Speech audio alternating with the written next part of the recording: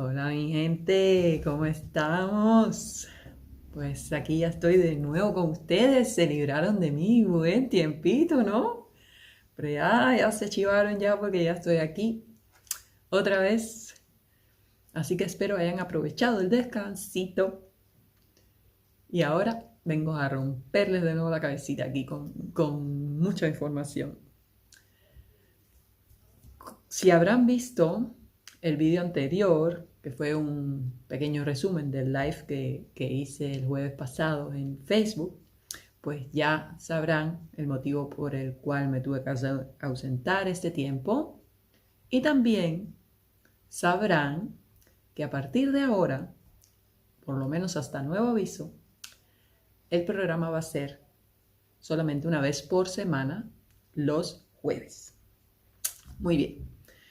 También adelanté en ese vídeo que vamos a seguir adentrándonos en el tema cultura y vamos a empezar haciendo un repaso por la historia de nuestra cultura desde sus inicios hasta el día de hoy. Y luego, cuando terminemos con eso de la historia de nuestra cultura, pues ya pasaremos a ver detalladamente manifestaciones culturales de gran importancia para nosotros los cubanos. ¿Qué es realmente cultura? Pues vayamos al significado exacto. Cultura es un conjunto de rasgos distintivos, espirituales y materiales, intelectuales y afectivos, que caracterizan a una sociedad, a un grupo social en un tiempo determinado. Eso es cultura. Pero cuidado aquí, ojito, no vamos a confundir cultura con cultural, pues cultural engloba, por ejemplo, modo de vida, arte, tecnología, derechos humanos, tradiciones, creencias y muchas cosas más. Es decir, una pertenece a la otra, pero no son lo mismo. Muy bien. Vaya, que como siempre repito, nuestra identidad se forma a base de nuestra historia y nuestra cultura, que van de la mano. Y a esto nos vamos a referir entonces en los próximos programas. Nuestra cultura, por tanto, y demás, es igual de compleja a nosotros mismos. Un mejunje de respeto lo que tiene esa cultura. Influencias no solo aborígenas, españolas y africanas, sino también americanas, europeas, árabes y asiáticas. ¿Qué quiere decir esto? Pues que nuestra cultura no es solamente inmensamente rica y diversa, no, sino también fascinante. Y por esto es reconocida a nivel mundial, lo cual constituye un orgullo realmente que sea tan famosa, ¿no? Por este mejunje cultural que tenemos. Cuba, como todos sabemos, es un país vitalista, lleno de bailes, cantos, música, poesía, conversaciones en cada esquina. Eso nos hace culturalmente grandes, ¿no?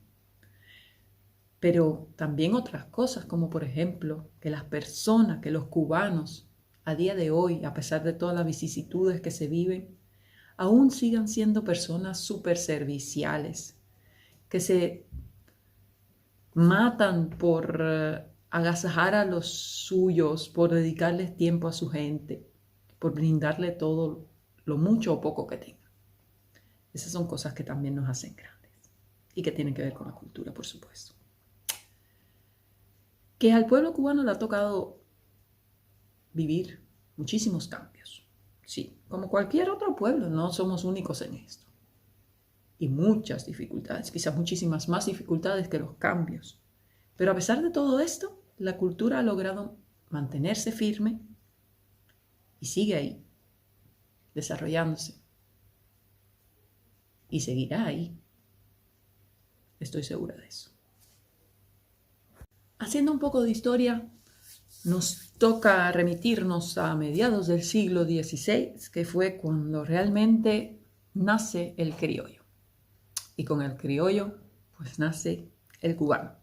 Se empieza a cambiar el idioma, se empieza a formar la identidad del cubano y por tanto también la identidad cultural del pueblo cubano.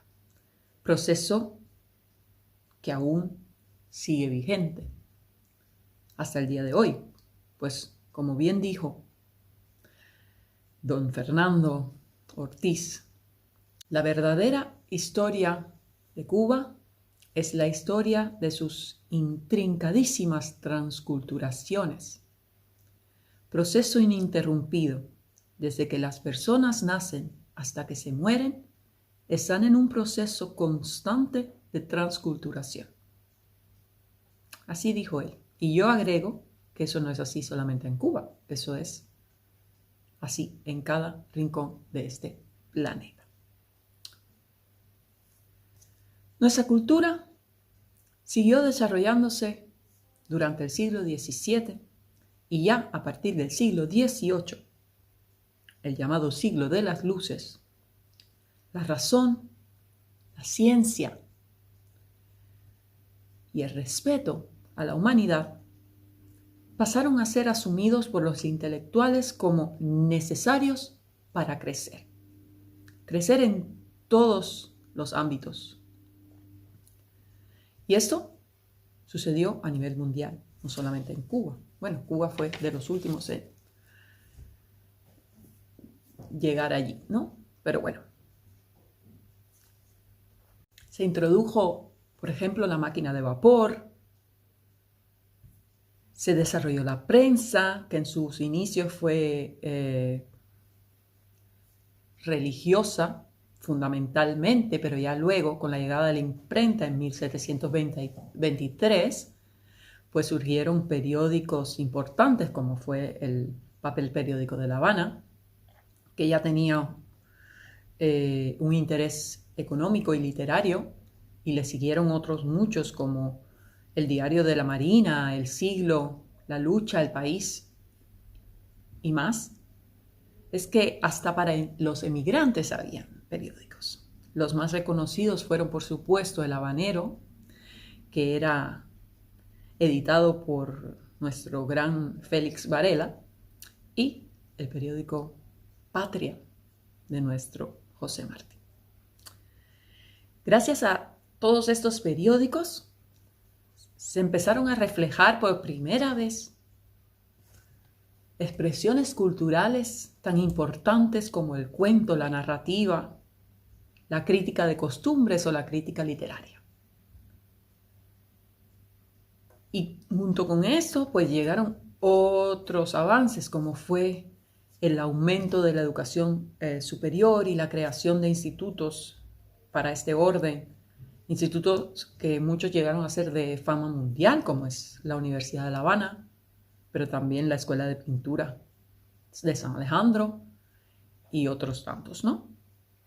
En este tiempo hubo una persona, una figura que marcó, que dejó mucha huella. Y estamos hablando de Francisco de Arango. Francisco de Arango, que pertenecía a la Real Sociedad Patriótica y que además de impulsar este tema de la educación, también luchó muchísimo por la introducción del ferrocarril en nuestro país y por la introducción de otras novedades técnicas, sobre todo para la agricultura. Fue quien patrocinó además la Casa de Beneficencia y Educandas, creando allí la primera casa de enfermos mentales que existió en nuestro país. Fue quien introdujo también la vacuna contra la viruela en Cuba. En fin, un grande, muy importante para el desarrollo cubano, no solamente cultural, sino en todas las esferas, que además era también un gran escritor. Y este hombre se le recuerda sobre todo, por lo menos sus escritos, son recordados sobre todo por esa frase célebre que dijo, refiriéndose a la esclavitud, dijo que era un miserable comercio, fraude organizado. Así catalogó él la esclavitud. Este abogado economista, además, no fue el único que ayudó en ese proceso de desarrollo de nuestra cultura y a engrandecer la identidad cultural del pueblo cubano. No, fueron muchos. Aparte de este abogado economista, surgieron muchas otras figuras intelectuales criollas en ese tiempo. Estamos hablando, por ejemplo, del doctor Tomás Romay, estamos hablando, por ejemplo, del presbítero José Agustín Caballero, de músicos de la talla de Ignacio Cervantes, de Manuel Samuel y muchos más. En esa época también nació el danzón y apareció el Teatro Coliseo en la Atenas de Cuba. Teatro que hoy día se conoce como el Teatro Sauto, que dicen, no tengo la dicha de haber ido nunca, pero dicen que tiene una acústica perfecta por su construcción que le ha ganado el título de Monumento Nacional y que ha recibido a grandes artistas nacionales como internacionales. Estamos hablando, por ejemplo, nacionales como Alicia Alonso, Lecuona, Capablanca, Leo Brauer, pero también artistas internacionales que ahora no recuerdo, pero sí recuerdo una leyenda. Es más bien una leyenda que se dice que la gente aún ve a estas alturas a la prima bailarina rusa Ana Pavlova bailar detrás de las cortinas del teatro y que ven a Bola de Nieve sentado al piano. Este teatro también ha sido sede de hechos históricos muy importantes para nuestro país, como fue, por ejemplo, la entonación en público por primera vez de nuestro himno nacional, y eso sucedió en ese teatro en 1899. ¿Ya? Otra figura destacada en aquel tiempo fue, por supuesto, el médico epidemiólogo Carlos J. Finlay, a quien aún a día de hoy le agradecemos el descubrir al mosquito Aedes aegypti como el agente transmisor de la fiebre amarilla y otras muchas enfermedades que ya conocemos hoy día. Y otros muchos también. Por ejemplo, ¿saben quién era o quién fue Manuel de Sequeira? ¿Conocen de casualidad el soneto Oda a la piña? ¿No? Búsquenlo, les va a gustar. Pues con este soneto y otros muchos, como por ejemplo el soneto La Ilusión, que es el particularmente que más me gusta a mí, este señor se ganó el título del primer poeta de Cuba. Pero no era el único, por supuesto. Había muchísimos. De los más destacados tenemos otros dos. Manuel Justo Rubalcaba y Manuel Pérez y Ramírez. y les llamaban los tres Manueles. Qué casualidad, ¿no? Tres Manueles en el tope, ¿no?, de lo que era la poesía cubana de aquellos tiempos. Muy bien. Ahora pasamos a otro tema dentro de la misma historia de nuestra cultura, y es el tema de la relación que hay entre la cultura y la política. Aunque no nos guste, la cultura y la política también siempre van de la mano. Y aquí vamos a dedicarles un pedacito de espacio de este programa a una persona que fue tremendamente importante, el padre José Agustín Caballero, que ya habíamos nombrado anteriormente, puesto que fue la persona que asumió realmente el papel para llevar a cabo la reforma filosófica en la isla a finales del siglo XVIII. Había llegado la hora de liberarse. Todo el mundo lo sabía y él se dispuso a propagarlo. Y por tanto y demás, no podíamos dejar de hacer mención a esto. Y él, por supuesto, no estaba solo. Eran muchos los que lo acompañaban y muchos los que luchaban. Y en ese proceso que duró aproximadamente un siglo de liberación, pues la cultura, por suerte, no se detuvo, siguió creciendo, siguió desarrollándose. Y cuando hablo de seguir desarrollándose, estoy hablando de nombres importantes. En esos tiempos de guerras y de movimientos independentistas, nacieron artistazos como Heredia, como Gertrudis Gómez de Avellaneda, como José Jacinto Milanés,